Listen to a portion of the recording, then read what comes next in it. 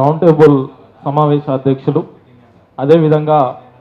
ఈ round table సమావేశానికి ముఖ్య అతిథులుగా హాజరైనటువంటి పెద్దలందరికీ, హాజరైన ఈ వేదికలో ఉన్నటువంటి ప్రతి ఒక్కరికి కూడా పేరు పేరున నమస్కారాలు తెలియజేస్తూ,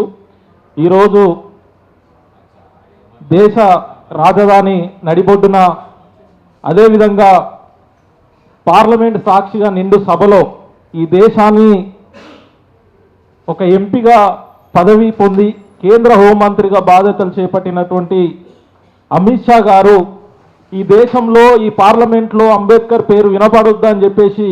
ఏదైతే అన్నాడో, ఈరోజు గత 3-4 రోజులుగా అదే నిండు పార్లమెంట్లో అంబేద్కర్ చిత్రపటాలతో, అంబేద్కర్ నామస్మరణతో మోగిపోతున్నటువంటి సందర్భాన్ని మనం చూస్తూ ఉన్నాం.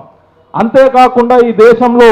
భారత రాజ్యాంగం అంబేద్కర్ని ఈరోజు అమిత్ షా పేరు పోయింది, కానీ ఈరోజు దేశం మొత్తం కూడా భారత రాజ్యాంగాన్ని, అంబేద్కర్ని ఈరోజు దేశవ్యాప్తంగా కూడా చర్చిస్తున్నటువంటి సందర్భాన్ని చూస్తూ ఉన్నాం. అందుకోసమే ఈరోజు అమిత్ షా గారు గుర్తుపెట్టుకోవాలి, మీరు ఈరోజు అధికారం ఉందని చెప్పేసి విర్రవీగుతుండొచ్చు, కానీ ఈరోజు ఈ దేశంలో కానీ ప్రపంచంలో కానీ అనేకమైనటువంటి దేశాలు కూడా భారత రాజ్యాంగాన్ని స్ఫూర్తిగా తీసుకొని పనిచేస్తున్నటువంటి పరిస్థితి ఉన్నది. ఈ దేశంలో ప్రజలున్నంత కాలం,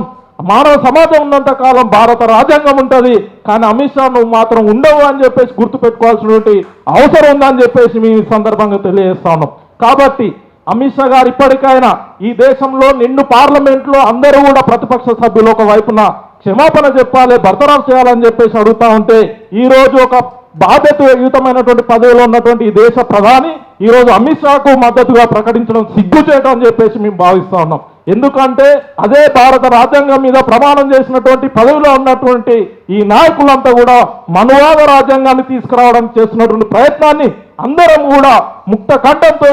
ప్రతిఘటించాల్సినటువంటి సందర్భం వచ్చింది. కాబట్టి మేము యువజన సంఘంగా డివైఎఫ్ఐ కూడా ఈ ప్రజా సంఘాల్లో, సామాజిక సంఘాల్లో దేశవ్యాప్తంగా జరుగుతున్నటువంటి పోరాటాల్లో ముందుండి భాగస్వామ్యం అవుతామని చెప్పేసి తెలియజేస్తూ, మన రాష్ట్రంలో జరిగేటువంటి కార్యక్రమంలో డివైఎఫ్ఐ అన్ని జిల్లాల్లో భాగస్వామ్యం అవుతుందని చెప్పేసి తెలియజేస్తూ, మన అధ్యక్షుడు గారు ప్రవేశపెట్టినటువంటి తీర్మానాలని బలపరుస్తున్నామని చెప్పేసి తెలియజేసి అవకాశం ఇచ్చినందుకు ధన్యవాదాలు.